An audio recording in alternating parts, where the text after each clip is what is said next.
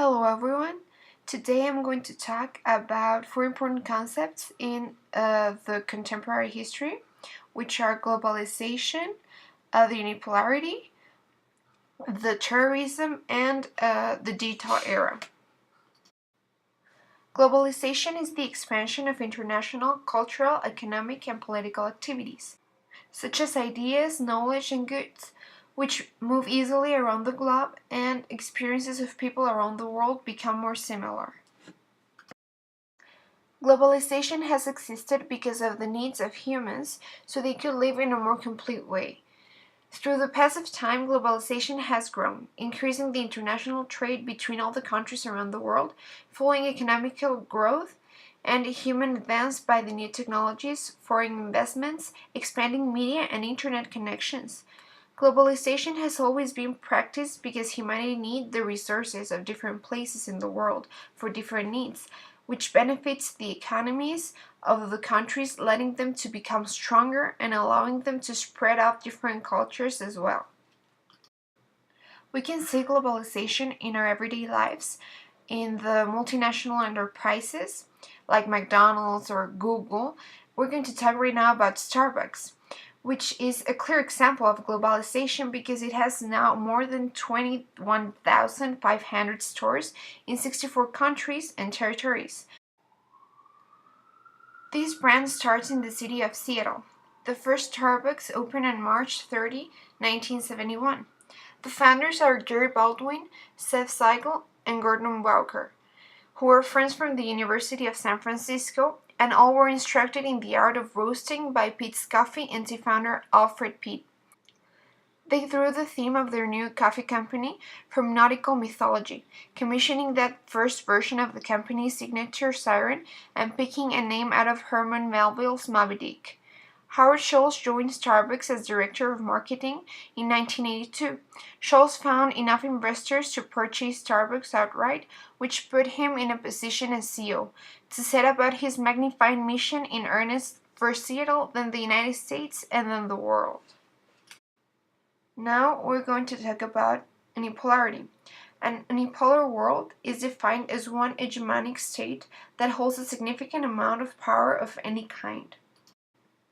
The Cold War is an historical event which is extremely related with the unipolar world. This is because during the Cold War, the world was bipolar, led by the two superpowers, the Soviet Union and the United States. Later on, when the war ended, with the defeat of the Soviet Union, the world became unipolar, with only the United States remaining as a superpower. The end of the Cold War led to the unipolar world we have right now. The Cold War ended after the Soviet economy had stagnated following their participation in the arms race with the USA, and also as a result of the declining oil prices in the 1980s. A later attempt to introduce a market economy failed. The power of the Communist Party was undermined, East European countries declared independence, the Warsaw Pact dissolved, and finally the world saw the fall of the Berlin Wall in 1989. When the Soviet leader Mikhail Gorbachev resigned in 1991, it marked the end of the bipolar era in the world politics. Unipolarity is used to describe the power structure when one superpower dominates alone. The end of the Cold War meant that the previous decade's superpower rivalry now had ended. There was no longer the traditional East versus West conflict, at least not the way it had been earlier in the 20th century. The United States surfaced as the sole dominating power in world politics, as there were no real challengers to their hegemonic position. This allowed greater room for the superpower to maneuver and to get involved in international issues that not necessarily coincided with the national interest. We can describe this new political situation as being unipolar. Now let's talk about terrorism, which has been a much talked about topic these last few days. Terrorism is defined as the use of violence to intimidate, especially for political purposes. Let's talk about the causes of the terrorist attacks of the 20th century. Terrorist attacks always happen because of the disagreement between two or more groups or countries. In the 20th century, many attacks took place. Since the beginning of the World War I, World War II, and the beginning of the 21st century, in the late 20th century, Islamic militancy in pursuit of religious and political goals increased, causing many important terrorist attacks. Many violent Islamic militants of the late 20th and early 21st century had been provoked in the 1980s by the United States and the UK because they were fighting Russia and Afghanistan. A very well-known terrorist attack in the 21st century is the 9/11. On September 11, 2001, 19 militants associated with the Islamic extremist group Al-Qaeda hijacked 4 airliners and carried out suicide attacks against targets in the United States. 2 of the planes were flown into the towers of the World Trade Center in New York City. A 3rd plane hit the Pentagon just outside Washington, D.C., and the 4th plane crashed in a field in Pennsylvania. Often referred to as 9/11, the attacks resulted in extensive death and destruction, triggering major U.S. initiatives to combat terrorism and defining the presidency of George W. Bush. Over 3,000 people were killed during the attacks in New York City and Washington, D.C., including more than 400 police officers and firefighters. Finally, we're going to talk about digital era.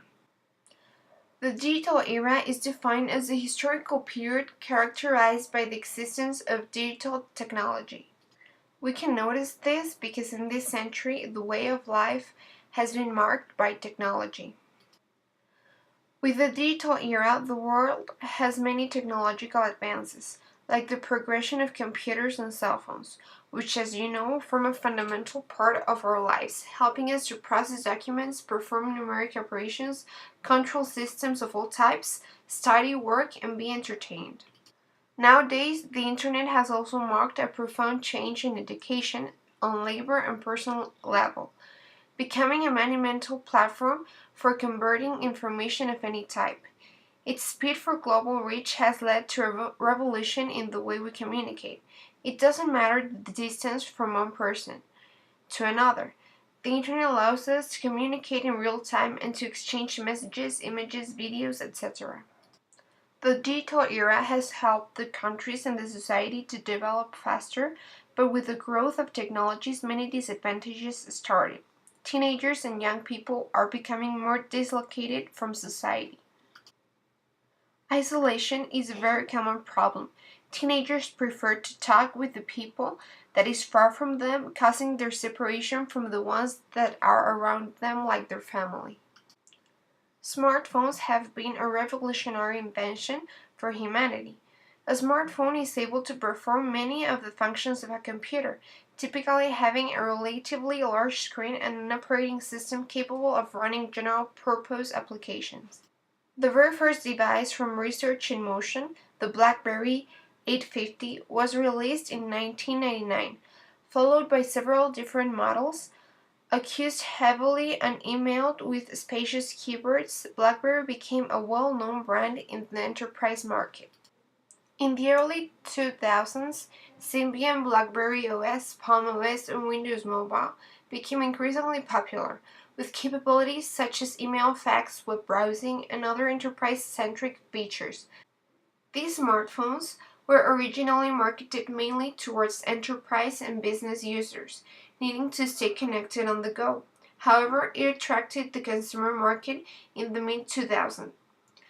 From 2004 to 2007, there was a dramatic rise in smartphone usage, and devices like consumer targeted. In 2007, the wireless industry took a dramatic turn. That was all set to change when Apple announced the iPhone in January 2007 and launching months later in June.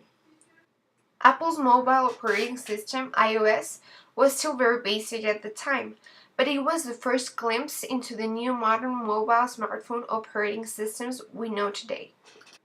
The creation of smartphones was an important event in the digital era.